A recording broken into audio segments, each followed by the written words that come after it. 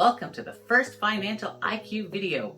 Whether you're just starting out or you want to improve your financial literacy, this video is for you. This video is the first part of taking a personal financial inventory. Okay, so getting financially organized is not the sexiest of topics, but it is an essential one. It's really important for budgeting, goal setting, and just assessing where your current financial situation is at. What is a personal financial inventory? Well, it's assessing your current financial situation, and there's two components. There's a balance sheet and a cash flow. This video, we're going to focus on the balance sheet. It's the big picture, and also it's a way of calculating your net wealth. That's essentially just taking your assets, subtracting your liabilities. The cash flow looks at your income and expenses. Why should you do this? It's a good way to assess where you currently financially stand, and it also allows you to track to see where you have been and where you're going, which is great for goal setting, retirement planning, estate planning, essentially any kind of planning. It's good to have this done. Who should do this? Well, essentially anybody. Each person in a household should take their own financial inventory. If you have shared or joint accounts, put those into a separate financial inventory and do a household inventory, but it's always a good idea to do one for yourself.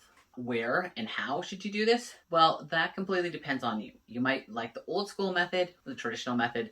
That's the pen and paper method. If that works best for you, that's great. Personally, I like the electronic method.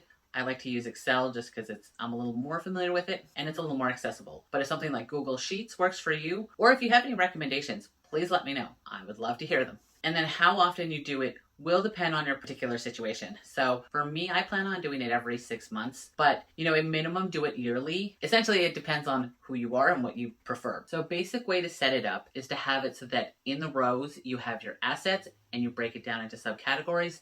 Your liabilities, you break those into categories. And then in the columns, you have the particular amount, interest rate, and if there's a particular balance that's required for a certain interest rate, so within checking or savings accounts, that may be a requirement. It's important to put that in there. Personally, I like to use electronic versions to track this just because it makes it a bit easier. You can share it more easily, and this way you can have multiple sheets. And if you have a household, you can also compare and put them within the same document. Just have them on different sheets. So starting off with assets, essentially it's anything that you own or control that has economic value. Now there are different types of assets. So there's the obvious ones, the liquid ones, those ones that are easily turned into cash. This includes cash itself, checking accounts, savings accounts, emergency funds, anything that can be easily turned into cash would be in this category. The second type are large items, so large assets. So this would be something like a house, a car, a boat, or any piece of equipment that you have that has economic value. It is important to note with these items though that they do depreciate over time. That's why it's really important to update this often. And it's also important that you put the fair market value of these items, so not what you would like to get for the item, but for what the actual value of the item is. On the other hand, physical assets like jewelry, artwork, antiques, collectibles, those all retain their value and usually appreciate, as long as they're well maintained, of course.